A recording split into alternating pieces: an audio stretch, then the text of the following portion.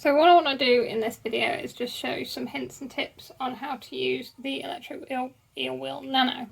I have this connected to the mains and I'm just going to show you some little bits. I'm just going to dismantle it first. Whoops.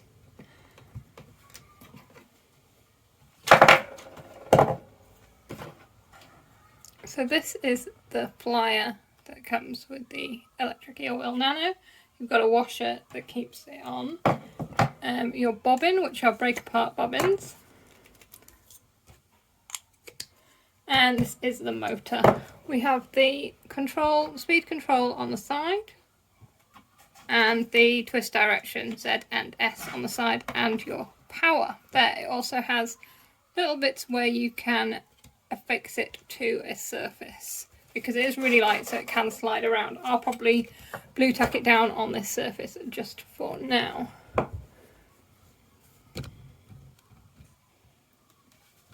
Just moving the camera. Right, I'm actually going to use this bobbin because I've actually brought up some green fibre, so I want it to be noticeable. So the first thing I'm going to do is put a leader on the bobbin. Let's say these bobbins break apart, and what I do, I'm making this leader really pretty long, and I'm just going to feed the ends of it in there, and then I'm going to pop the top on like that. That has two functions. One, it anchors this in place, because if you just tie a knot around it could slip, which will cause problems when you're first starting to spin. And also it stops these ends spinning. So if these ends spin quite freely, see that one spins quite freely, that's also going to affect your tension when you're spinning.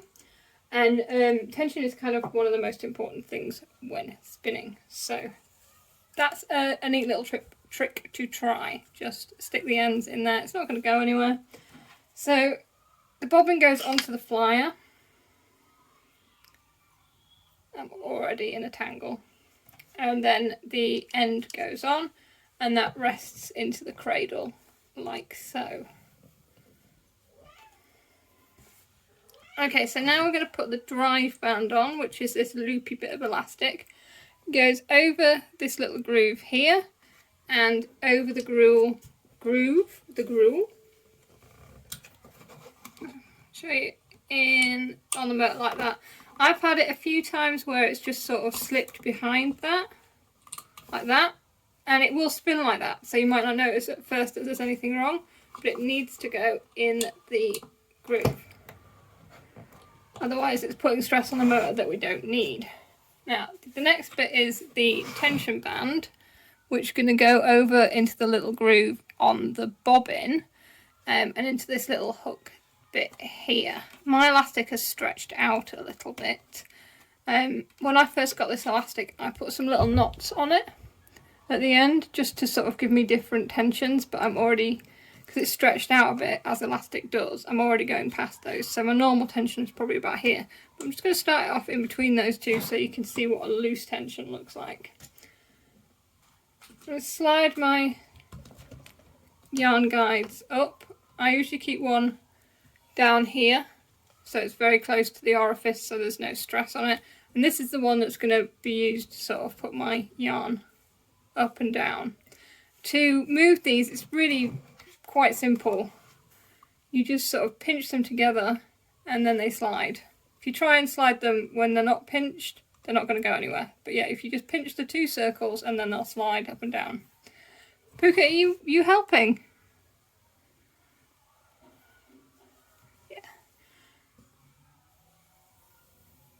Okay, so the next thing we're going to do is to thread this through.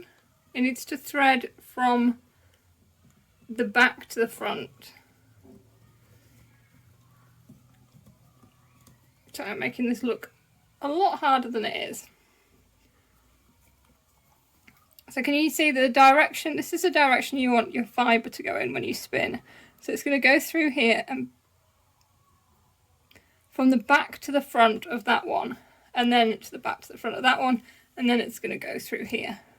So it's not double twisted round or anything like that on any of those loops. Let me show you if we do that the other way. So if I threaded this through, yeah, thanks Pook, that really helps. Like that. Can you see how now that's sort of twisted over itself? And that's, again, just going to make it a little bit more difficult. So these are just small things to pay attention to when you set up spinning. So just pull it behind and then twist it round. And behind and twist it around. I'm getting a bath at the same time. Thank you, Puka. We'll take our orifice hook and just get our feeder through. So I'm sure you know how to do this, but just pick that up and pull it through. So I have quite a long leader on this, and that's because there's a few things I like to do with my tension set up before I start. So I'm going to wind a bit of that on by hand.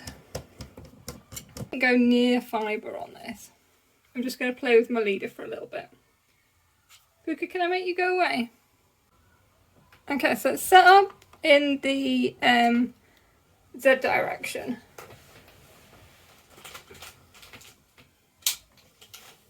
It would help if I actually turn the motor on. Yeah, before I even sort of go anywhere near the fibre, I'm just going to turn it on and see what sort of draw I get. Okay, so it is pulling on slightly there. So let me show you what it looks like when it's really loose tension.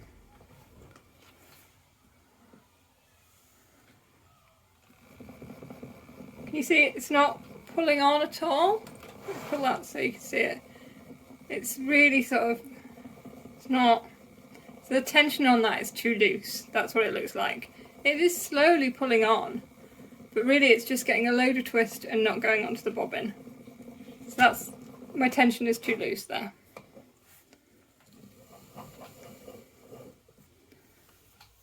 Okay, I'm now going to put the tension up really high, really high.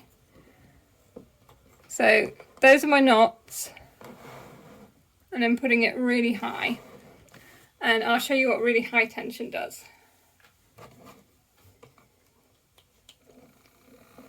And it's pulling it really quickly out of my hand, really quickly. So there's not getting a lot of twist in it, and it's pulling it really quickly out of my hand.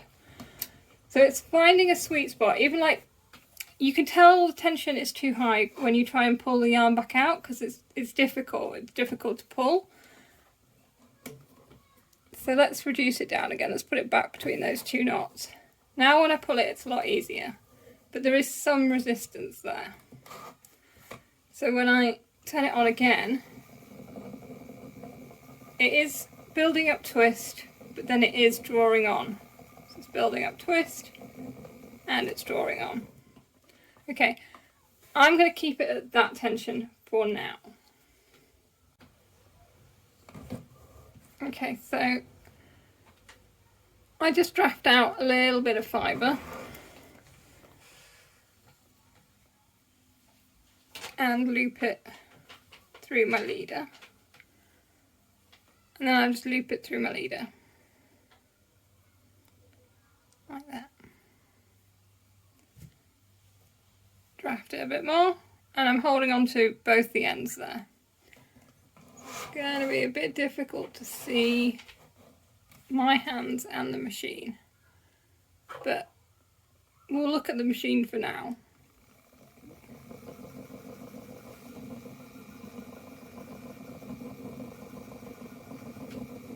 Okay, so I'm going to let that twist come up.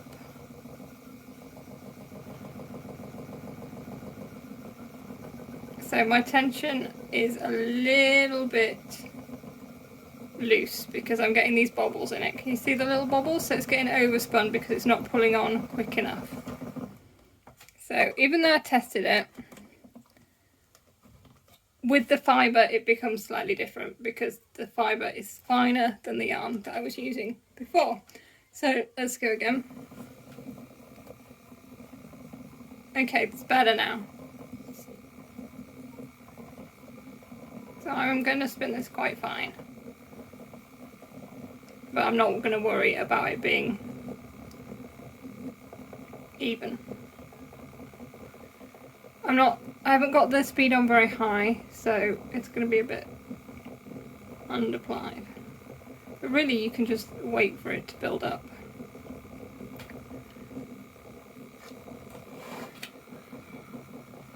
If you have the speed on quite slow, I mean, you can hold it for a while and you don't have to be scared of it going anywhere.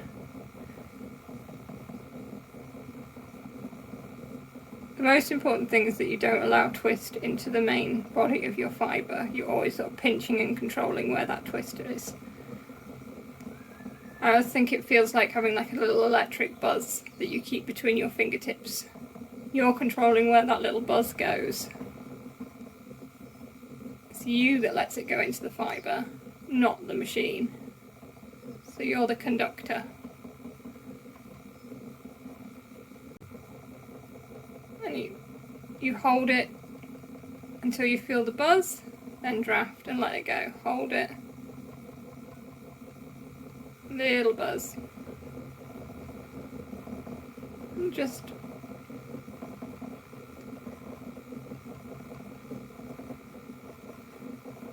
might just take us a little bit faster.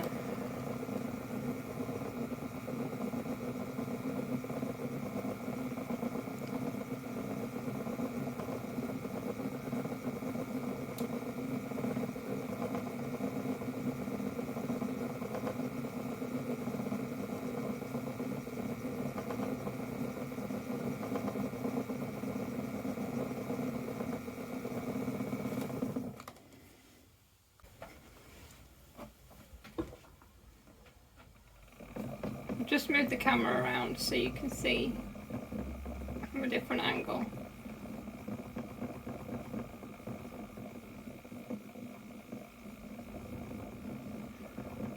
And again, I'm controlling the twist. If you want to know how much twist you're getting, you can just stop the machine, fold it back on itself and see what it plies like. If I had more twist in that,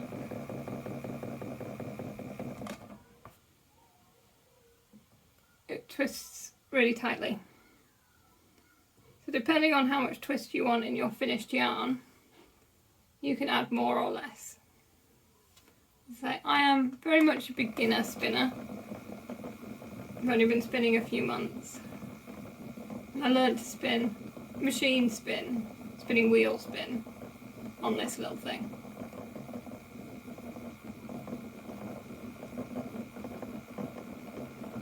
For me, my drafting method is just, I envision that sort of buzz of electric that's going down the line, that's building up in the twist, and when I can feel enough twist in my fingertips, I take it into the fibre. I pull out the fibre to meet it, should I say. I don't take the fibre to it, I pull out the fibre. So I'm going to pull out the fibre and then let the twist in. Pull out the fibre and then let the twist in. Pull out the fibre and let the twist in. There are lots of different drafting and spinning methods. This is just what I find works best for me.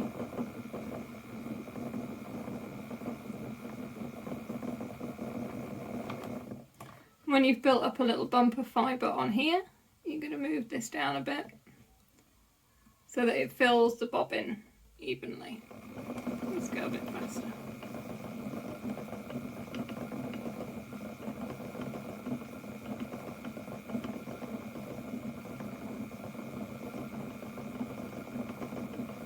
So I don't have this fixed to anything at the moment, but because I'm spinning quite fine, it's not really moving anywhere. If I was going to start just doing quite a chunky single, it would start moving about a bit.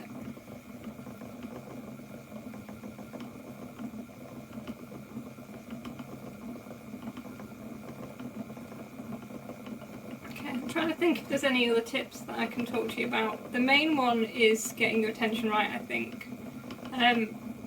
You don't want to be spinning on this little machine for hours and hours.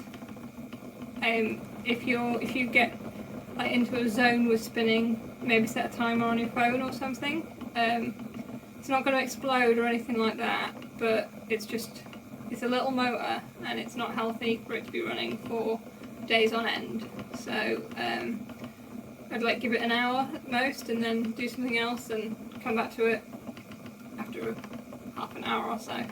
Just give the motor a break.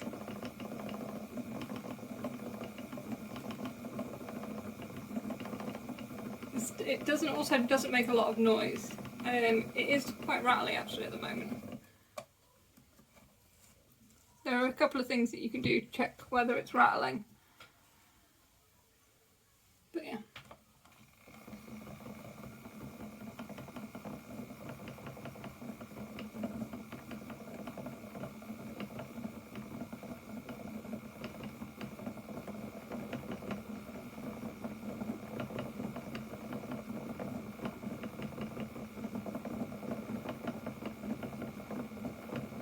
You can spin all different types of fibre on this machine. I've spun Rolags and all different types of sheep breeds. I've spun thicker yarn and really, really fine yarn. If you want to spin fine, you kind of need it to be going faster, so you can go really, really fine. But the finer the yarn, the more twist it needs, so you need to get faster. But you'll find what is comfortable for you.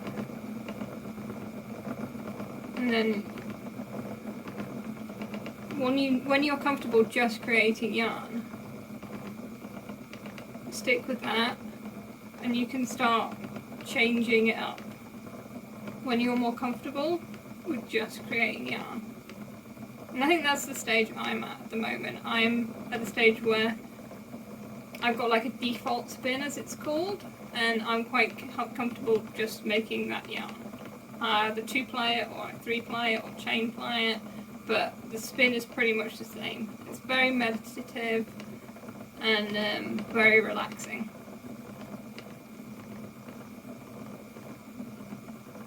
Okay. If there's stuff that I haven't covered, or things that you're experiencing with your wheel that I haven't experienced with mine, please just leave me a comment, and I might come back to this and we'll add some bits in at another time. But other than that, I hope you enjoy spinning on the electric wheel EEWN Nano. I really do. It's an amazing wheel for such a good price for a beginner wheel. Yeah. And hopefully, if you have been having problems, just these few little hints and tips will get you going a bit. Okay, I'm going to turn that off and break my fibre.